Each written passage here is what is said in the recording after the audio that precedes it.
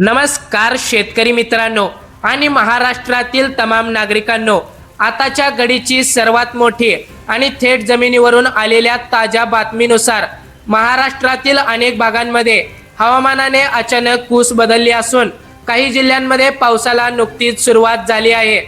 शेतकरी मित्रांनो, अनेक दिवसांपासून पावसाची चातकासारखी वाट पाहत होता। शेतकरी राजासाठी आता आनंदाचे दिवस आले होते। पिकासाठी अमृत ठरणारा पाऊस सुरू झाला होता, पण आता थांबा। आनंद साजरा करण्याच्या घाईत एक मोठी चूक महागात पडू शकते, कारण प्रसिद्ध हवामान अभ्यासक पंजाबराव डक आणि हवामान खात्याच्या अत्यंत धक्कादायक इशाऱ्यानुसार मित्रांनो, जरी काही ठिकाणी आता चांगला तुरळक पाऊस सुरू झाला असला तरी हवामान तज्ज्ञांच्या मते हा केवळ वादळापूर्वीची शांतता आहे, कारण पुढील 5 दिवस महाराष्ट्रातील तब्बल 12 जिल्ह्यांसाठी सर्वाधिक धोक्याचे ठरणार आहेत।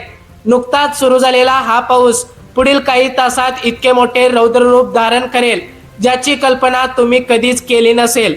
या 12 जिल्ह्यांमध्ये ढगफुटी दृश्य परिस्थिती निर्माण होणार आहे। नदी, नाले, ओढे अवघ्या काही तासात तुडुंब भरून वाहतील आणि या जिल्ह्यांमधील कच्ची घरे, गोठे आणि नदीकाठची घरे वाहून जाण्याची दाट शक्यता हवामान खात्याने वर्तवण्यात आलेली आहे। स्थानिक प्रशासनाने आता तातडीने सतर्कतेचा इशारा द्यायला सुरुवात केली आहे।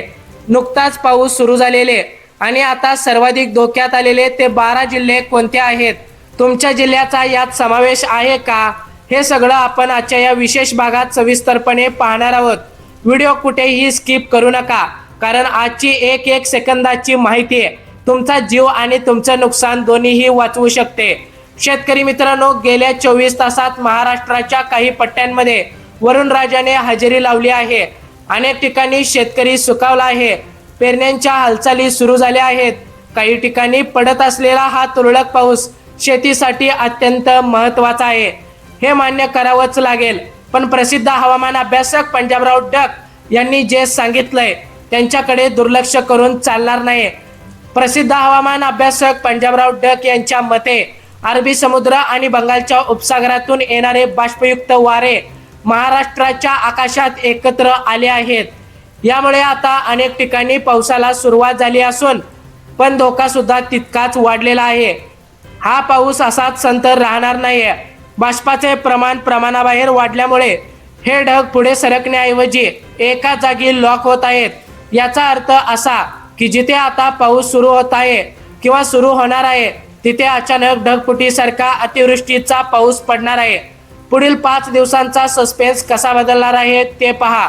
आताची परिस्थिती बघायला गेलं तर शेतकरी मित्रांनो, अनेक जिल्ह्यात ढगाळ वातावरण आणि काही ठिकाणी मुसळधार पावसाची सुरुवात। आता पुढील 24 ते 48 तास बघायला गेलं तर पाऊस अचानक थांबून प्रचंड उकाडा वाढेल आणि नंतर विजांच्या कडकडाटासह वादळ येणे। तर त्याचबरोबर 72 ते 120 तास हाच तो काळ असणार आहे जेव्हा त्या 12 जिल्ह्यांवर निसर्गाचा हाहाकार पाहायला मिळू शकतो। चला तर मग वेळ वाया न घालवता त्या 12 जिल्ह्यांचा प्रवास सुरू करूया। मी एकामागून एक जिल्हे सांगणार आहे। शेवटचे 4 जिल्हे असे आहेत जिथे नुकताच पाऊस सुरू झाला असला तरी तिथे रेड अलर्ट जारी करण्यात आलेला आहे। सुरुवात करूया त्या पहिल्या 4 जिल्ह्यांपासून, जिथे पावसाने आताच हजेरी लावायला सुरुवात केली आहे, पण त्याचा धोका सर्वात जास्त वाढणार आहे। पहिल्या क्रमांकाचा जिल्हा येतो नागपूर। शेतकरी मित्रांनो, नागपूर आणि आसपासच्या परिसरांमध्ये पावसाच्या सरी कोसळायला नुकतीच सुरुवात झाली आहे, पण नागरिकांनो गाफील राहून चालणार नाही। पुढील 48 तासात येथे ढगफुटीस दृश्य पाऊस होऊन नदीकाठच्या गावांना पूर येण्याचा धोका वाढणार आहे। नंबर क्रमांक 2, आता दुसऱ्या क्रमांकाचा जिल्हा येतो चंद्रपूर। चंद्रपूर जिल्ह्यातील डोंगराळ आणि जंगलाच्या भागात पावसाने वातावरणात तयार केले असून काही ठिकाणी तुरळक पाऊस सुरू होईल, पण डोंगराळ भागात ढग अडकून पडल्यास अचानक पूर येण्याची शक्यता वर्तवण्यात आलेली आहे, ज्यामुळे ग्रामीण भागातील संपर्क तुटण्याची भीती सुद्धा प्रसिद्ध हवामान अभ्यासक पंजाबराव डक यांनी वर्तवली आहे। तिसऱ्या क्रमांकाचा जिल्हा येतो जळगाव।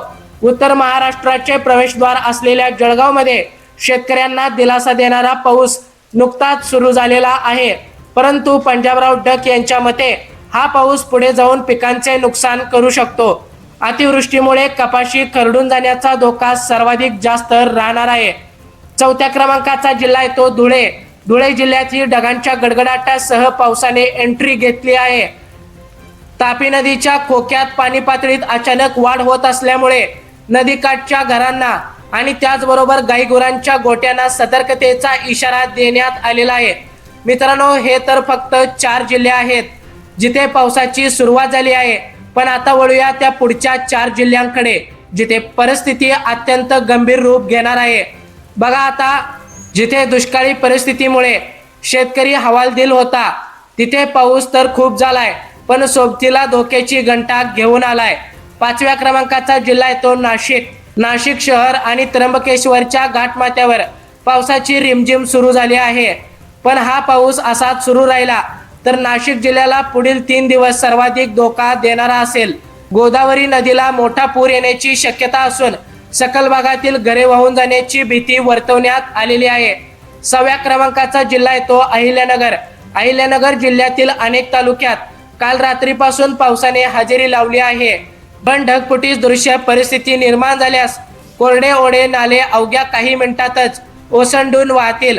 कच्ची घरे असणाऱ्या नागरिकांनी आताच सतर्क राहावे असा इशारा हवामान खात्याने दिला आहे. 7व्या क्रमांकाचा जिल्हा आहे तो छत्रपती संभाजीनगर.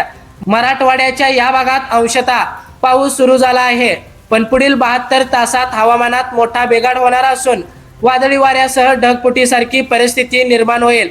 8व्या क्रमांकाचा जिल्हा आहे तो जालना. जालना जिल्ह्यात काही ठिकाणी चांगला पाऊस पडत असल्याने शेतकरी सुखावला आहे. पण पंजाबराव डक यांचा इशारा आहे की पिकांसाठी हा पाऊस चांगला असला घरांची पडझड होण्याचा धोका नाकारता येणार नाही. मित्रांनो, आता उरले आहेत शेवटचे 4 जिल्हे. हे ते जिल्हे आहेत जिथे आधीच पावसाने जोर धरला आहे आणि आता जिथे मोस्ट डेंजर झोन म्हणजेच रेड अलर्ट जारी केला आहे. येथील परिस्थिती सर्वात भयानक असू शकते. तुमचे नातेवाईक इथे राहत असतील तर त्यांना आत्ताच हा व्हिडिओ शेअर करा. होय मित्रांनो, हे शेवटचे 4 जिल्हे महाराष्ट्राचा श्वास रोखून धरणारे आहेत. येथे पावसाने दमदार सुरुवात केली असून पुढील काही दिवसात म्हणजेच पुढील 5 दिवस अत्यंत धोक्याचे ठरणार आहेत. पुणे जिल्हा आणि लोणावळा खंडाळा घाटात मुसळधार पावसाला नुकतीच सुरुवात झाली आहे. पुढील 5 दिवस पुणे जिल्ह्यासाठी सर्वाधिक धोक्याचे आहेत. डोंगराळ भागात दरडी कोसळण्याचा, भागातील घरे वाहने वाहून जाण्याचा धोका सर्वाधिक जास्त या जिल्ह्याला आहे. 10व्या क्रमांकाचा जिल्हा आहे तो सातारा. महाबळेश्वर आणि कोयना परिसर पावसाने झोडपून काढायला सुरुवात केली आहे. साताऱ्यातील ग्रामीण भागात ओढे नाले तुडुंब भरणार असून रात्रीच्या वेळी पूर आल्यास मोठी जीवितहानी होऊ शकते. त्यामुळे नागरिकांना घरातच राहण्याचा इशारा देण्यात आलेला आहे. 11व्या क्रमांकाचा जिल्हा आहे तो कोल्हापूर. कोल्हापुरातच म्हणजेच पंचगंगेच्या पात्रात पाणी वाढायला सुरुवात होणार असून पाऊस अत्यंत प्रचंड रूप घेणार आहे. कोल्हापूर जिल्ह्यातील गगनबावडा आणि आजूबाजूच्या परिसरात ढगफुटी दृश्य पाऊस होणार असल्यामुळे अनेक गावांचा संपर्क तुटण्याची आणि घरे पाण्याखाली जाण्याची दाट शक्यता वर्तवण्यात आलेली आहे. 12व्या क्रमांकाचा जिल्हा आहे तो रत्नागिरी. कोकणातील रत्नागिरी जिल्ह्यात पावसाने रौद्र रूप घ्यायला नुकतीच सुरुवात केली आहे. समुद्राची भरती आणि वरून होणारी ढगफुटी यामुळे रत्नागिरीतील नद्यांचे पाणी थेट लोकांच्या घरात शिरणार असून घरे वाहून जाण्याचा धोका सर्वात जास्त याच जिल्ह्याला वर्तवण्यात आलेला आहे. तर शेतकरी मित्रांनो, हे होते ते 12 जिल्हे. नागपूर, चंद्रपूर, जळगाव, धुळे, नाशिक, अहिल्यानगर, छत्रपती संभाजीनगर, जालना, पुणे, सातारा, कोल्हापूर आणि रत्नागिरी जिथे पाऊस तर सुरू झालाय, पण पुढील 5 दिवस त्यांना सर्वाधिक जास्त धोका राहणार आहे. प्रसिद्ध हवामान अभ्यासक पंजाबराव डक यांनी शेतकऱ्यांना महत्त्वाचा सल्ला दिलेला आहे.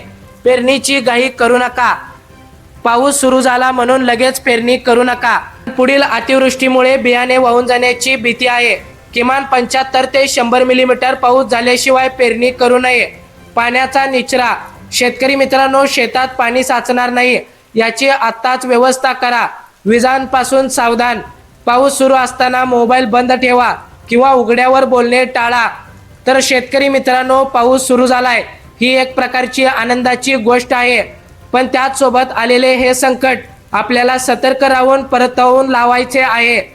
आपली एक सतर्कता आपल्याला आणि आपल्या कुटुंबाला सुरक्षित ठेवू शकते। तुमच्या जिल्ह्यात सध्या पाऊस सुरू आहे का आणि वातावरण कसे आहे हे आम्हाला कमेंट करून आत्ताच सांगा, जेणेकरून आम्ही तुमच्या भागातील प्रत्येक मिनिटांची अपडेट तुमच्यापर्यंत लवकरात लवकर पोहोचवू। हा व्हिडिओ तुमच्या व्हॉट्सअपवर शेतकरी बांधवांना आणि गावातील ग्रुपवर आत्ताच शेअर करा मित्रांनो, आणि त्याचबरोबर तुमच्या नातेवाईकांना हा व्हिडिओ शेअर करायला विसरू नका, जेणेकरून ते सुद्धा सतर्क राहतील। अशाच ताज्या आणि अचूक हवामान अंदाजासाठी आताच आपल्या बोलगड्या मराठी या यूट्यूब चॅनलला सबस्क्राईब करा। भेटूया पुन्हा एकदा अशाच महत्त्वपूर्ण माहितीसोबत।